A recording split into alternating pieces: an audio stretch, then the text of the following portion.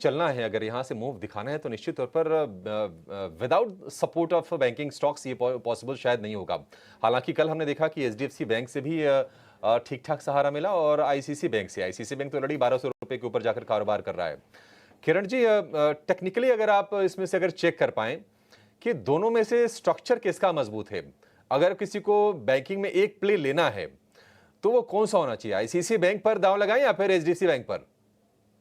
दोनों स्टॉक की अगर हम बात करें तो आईसीआईसीआई बैंक है वो कहीं न कहीं जो रहेगा वो कंटीन्यूअस बेट रहेगा। ट्रेंड फॉलोइंग ट्रेंड की बात कर रहे हैं हम ट्रेड की। ओवरऑल स्टॉक एक अच्छे खासे परफॉर्मेंस देने के बाद का जो कंसोलिडेशन है उसमें से ब्रेकआउट दिया है। डेफिनिटली एक राउंडिंग बॉटम पैटर्न ब्रेकआउट भी देखने को मिल रहा है। तो ट्रेंडिंग मूव के लिए डेफिनिटली आईसीआईसीआई बैंक के साथ जाना चाहिए। 1200 के ऊपर जब तक है आप लॉन्ग करके जा सकते हैं। 1190 का एक स्ट्रिक्ट स्टॉप लॉस रखें और जिस तरह से ओवरऑल चार्ट पैटर्न दिख रहा है कहीं न कहीं 1250 तक के टारगेट रहेंगे। तो किसी को अगर मोमेंटम पिक करना है तो डेफिनिटली आईसीआईसीआई बैंक के साथ जाना चाहिए और किसी को अगर सेफ्टी बेट लेना है कि रिटर्न के साथ-साथ थोड़ा कैपिटल सेफ्टी भी चाहिए, तो मुझे लग रहा है कि एचडीएफसी बैंक के ऊपर जाना चाहिए क्योंकि अगर मार्केट में थोड़ा भी ऊपर-नीचे होता है और वोलेटिलिटी आती है तो चांसेस है कि आईसीआईसीआई बैंक में लोअर लेवल पे आपको अपॉर्च्युनिटी मिलेगी। एचडीएफसी बैंक ऑलरेडी एक कंसोलिडेशन जोन में ही है, तो यहाँ से अगर कोई फ्यूरियस मूव आता है तो HDFC bank would be the leader also. तो एचडीएफसी बैंक मेरे हिसाब से दोनों बैंक में ट्रेड लेना चाहिए। एचडीएफसी बैंक भी करंट मार्केट प्राइस से लॉन्ग करके जा सकते हैं। 1620 का एक स्ट्रिक्ट स्टॉप लॉस रखें और ऊपर में इमीडिएट लेवल पे 1680 और जैसे ही 1680 क्रॉस होता है, एक बड़ा गैप डेली चार्ट के ऊपर 1720 तक के भी टारगेट आप देखने को मिल सकते हैं। सो दोनों प्रेफरेंस चॉइस रखनी चाहिए मेरे हिसाब से, दोनों में 50-50% काइंड ऑफ इन्वेस्टमेंट करना चाहिए। फिर हम चुन लेते हैं, इसमें से पहला है एयू स्मॉल फाइनेंस। विशाली, एक बार जरा एयू स्मॉल चेक करना। एक्चुअली हमने ना 3 बैंक छाट रखे हैं। First is RBL, second is Bandhan and third is AU bank. तो एयू बैंक पे पॉजिटिव खबर आई है। फिलहाल तो आप एयू चेक कर लो, लेकिन अगर आप आरबीएल या फिर बंधन बैंक पे भी आपका कोई स्टांस या कोई टेक हो ना, तो वो भी आप बता दीजिएगा हमको।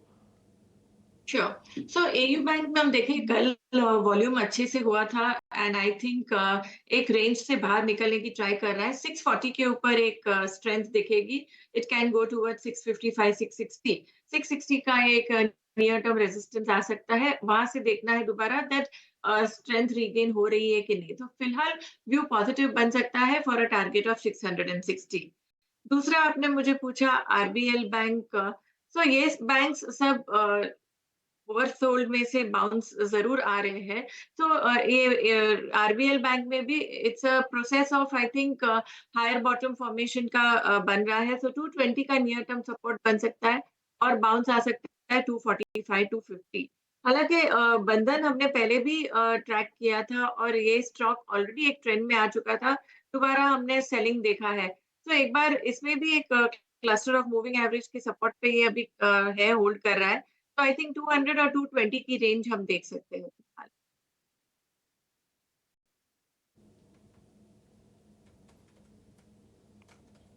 ठीक है, तो ये कुछ एक स्टॉक्स पे आपको रिकमेंडेशन मिली जिसमें एयू बैंक है और बंधन और आरबीएल पे भी रिकमेंडेशन में हमने आपको दे दी है। दूसरा शेयर एक बार ज़रा पेटीएम लेके आइएगा।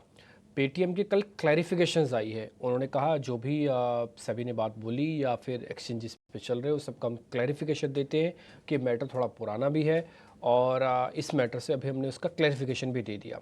कल एक झटके में शेयर 4% टूट गया। क्या ये सपोर्ट पे आके रुका हुआ है?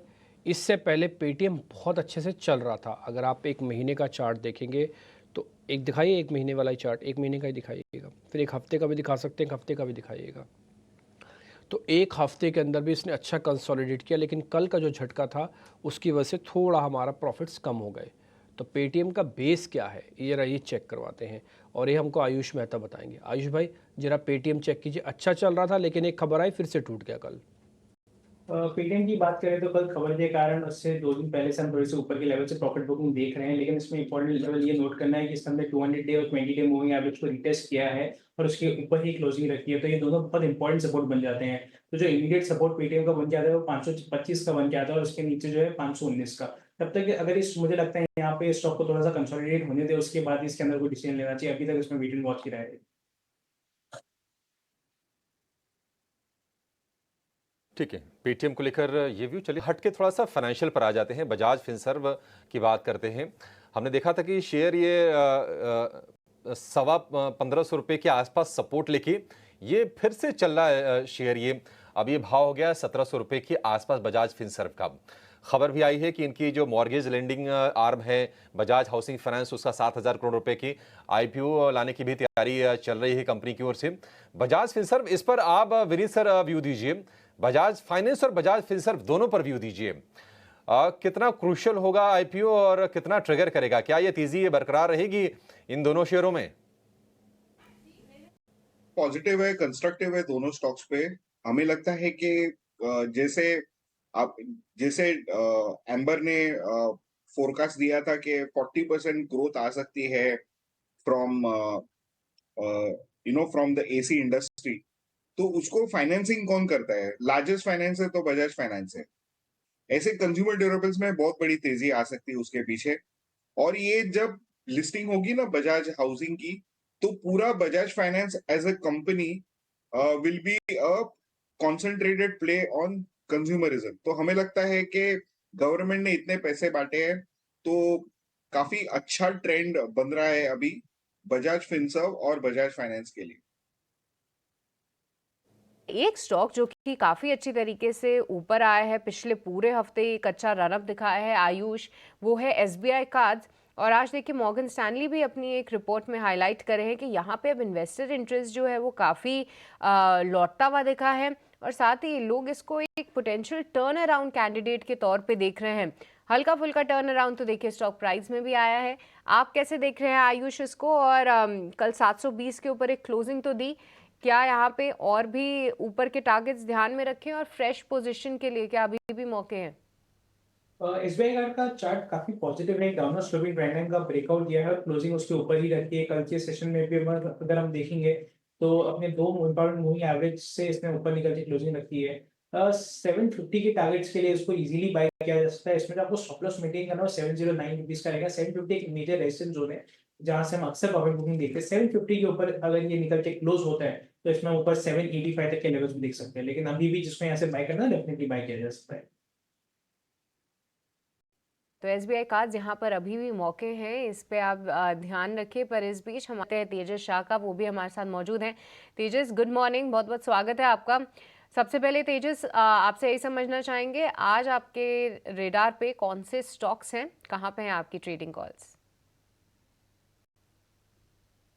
गुड मॉर्निंग आपको और सभी दर्शकों को। निफ्टी ने कल एक अच्छा क्लोजिंग दिया था। 25,000 का एक साइकोलॉजिकल रेजिस्टेंस था, वो भी ब्रीच कर दिया है। अभी ऑलमोस्ट प्रीवियस टाइम हाई के करीबन चल रहा है निफ्टी। तो यहाँ से भी हमें लग रहा है कि जब तक नीचे में 24,800 का सपोर्ट तोड़ता नहीं है, निफ्टी का जो स्ट्रक्चर है अभी भी काफी स्ट्रांग है। और स्टॉक जो मुझे अच्छे लग रहे हैं अभी ट्रेडिंग के हिसाब से, वो है एशियन पेंट लिमिटेड। पहला मेरा स्टॉक रहेगा। एशियन पेंट ने रिसेंटली ब्रेकआउट दिया है वीकली चार्ट पर, और एक अच्छा खासा inverted head and shoulder pattern breakout हुआ है, और ब्रेकआउट अच्छे खासे वॉल्यूम के साथ हुआ है। तो ये स्टॉक हमें चार्टिकली काफी अच्छा लग रहा है। स्टॉक अभी उसकी जो शॉर्ट टर्म मूविंग एवरेज है 20 डेज और 50 डेज की, उसके ऊपर कंसिस्टेंटली सस्टेन कर रहा है। तो ये स्टॉक में आप करंट भाव पे या डिप में खरीदारी कर सकते हैं। इसमें आपको स्टॉप लॉस लगाना है 3050 का, और पहला इसका लक्ष्य रहेगा 3250 का, और दूसरा लक्ष्य रहेगा 3350 का। इसके अलावा जो दूसरा जो स्टॉक मुझे पसंद है वो बैंकिंग स्पेस से है। कल बैंकिंग में हमने थोड़ी सी स्ट्रेंथ देखी है। काफी दिन से निफ्टी बैंक जो है वो 51,000 के पार नहीं हो रहा था, और कल के सत्र में हमने देखा कि एक अच्छा क्लोज दिया है बैंक निफ्टी ने अबव 51,000। तो मुझे लग रहा है एचडीएफसी बैंक जो कि दिग्गज शेयर है बैंकिंग क्षेत्र से, वो आने वाले दिनों में आउट परफॉर्मेंस दिखा सकता है। तो एक एचडीएफसी बैंक का एक अच्छा खासा काउंटर हमें पसंद है। ये स्टॉक अपनी 20 दिन और 50 दिन की मूविंग एवरेज के ऊपर सस्टेन कर रहा है, और काफी अच्छे कंसोलिडेशन के बाद कल के सत्र में हमने ये स्टॉक में एक स्ट्रेंथ देखी है। तो एचडीएफसी बैंक भी आप करंट भाव पे डिप में खरीदारी कर सकते हैं। इसमें आपको स्टॉप लॉस 1600 के नीचे लगाना है, और पहला लक्ष्य रहेगा 1680 का, और दूसरा लक्ष्य रहेगा 1725 का।